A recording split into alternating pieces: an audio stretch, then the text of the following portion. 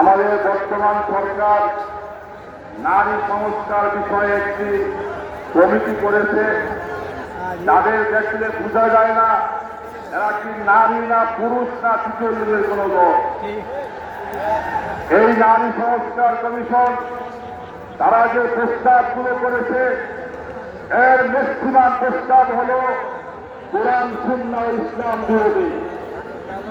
Doctor Yunus সাহেবকে বলি, আপনি আমাদের রক্তের উপর দিয়ে বর্তমান ক্ষমতায় বসেছেন, আমরা আপনাকে জীবন দিয়ে রক্ত দিয়ে ক্ষমতায় বসিয়েছি।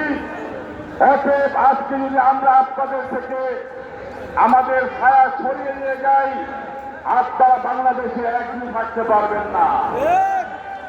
পরিষ্কার কথা, এই নারী সংস্কার কমিশনকে বাতিল করতে হবে। নতুন করে নারী সংস্কার কমিশন গঠন করতে হবে।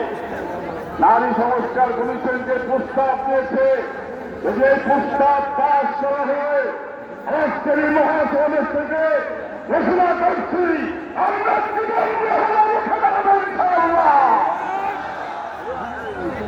এবার সংক্ষিপ্ত বক্তব্য রাখবেন হেফাজতে ইসলামের